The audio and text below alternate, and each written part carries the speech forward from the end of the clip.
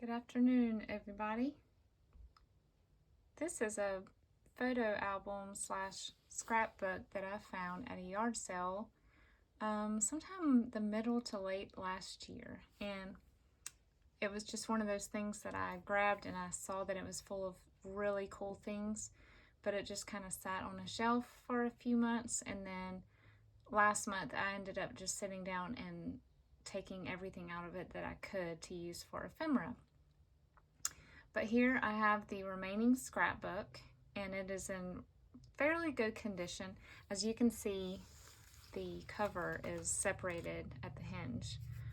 But I thought maybe today I would share with you guys what I learned about this album, because I had never seen anything like it, this artwork. And so I had the artist's last name and I had her name. So I just started down a little research trail. And I found out that the artist is named Harry Henningsen. I believe I'm saying that right. And he was born around 1900 in New York. And he got sort of he was always, drawing cartoons and things as a kid. And he sort of got his start in the comic business as a teenager. But he ended up being a comic strip creator for some newspapers, I think mainly the New York Herald Tribune, which is where this character debuted. And she was actually started because the editor's wife made an offhand comment about how she wished that he would create a comic character that was a girl that would be the main character in a new comic strip. And he was currently already doing one called Our Bill, so he just sort of branched out and created this Penny, which he sort of created loosely off of his daughter.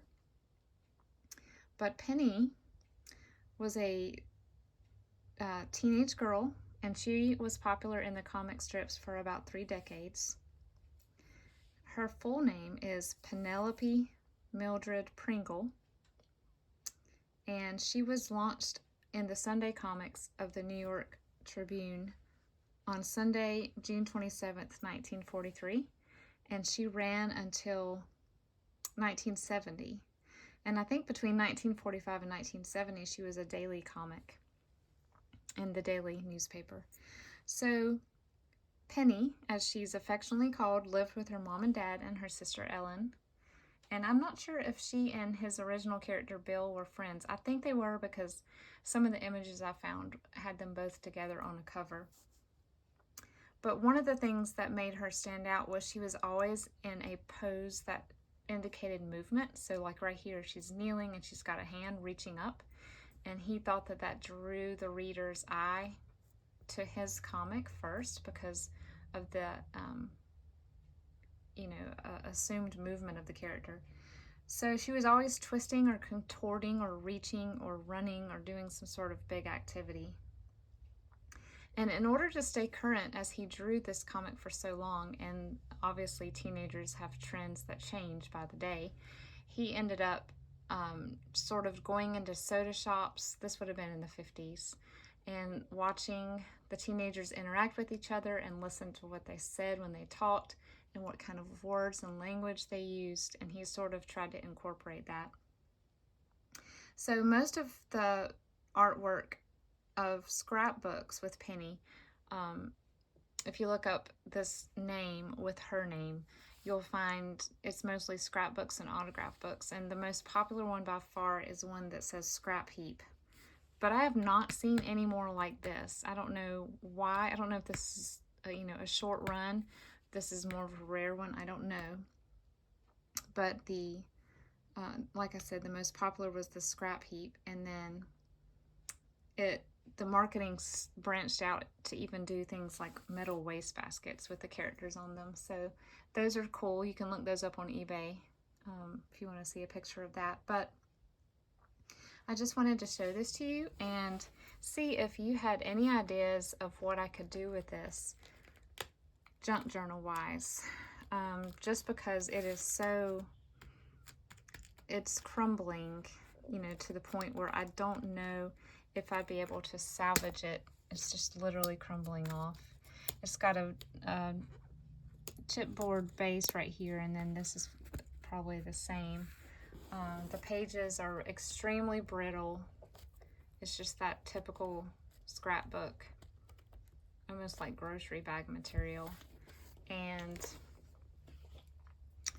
very aged and crumbling. I mean, removing the items from it was really easy because it just lifted right off. She did use, the previous owner did use some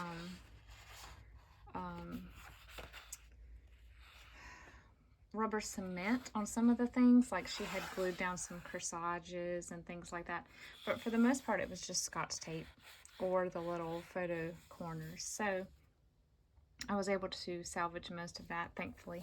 So the back cover is good, but the front is, like I said, completely separated.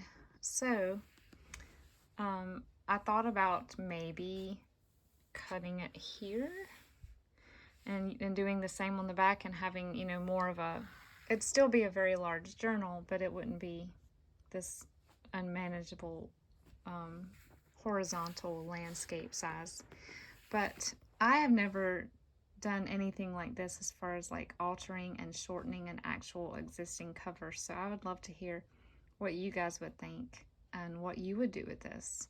Or would you just leave it as a piece of history? I would love to hear. Thank you for listening to me today, and I hope you learned a little bit about this character. I think she's precious. The reason why I saw her and dug her out of a pile of things was I saw, she just sort of reminds me of Katharine Hepburn, who is my favorite actress. And when you see caricatures of her, her mouth kind of looks like that. But yes, so Penny is interesting to me now, and I think I'll be looking up some of her comics and reading them. Thank you so much today for joining me. Talk to you soon.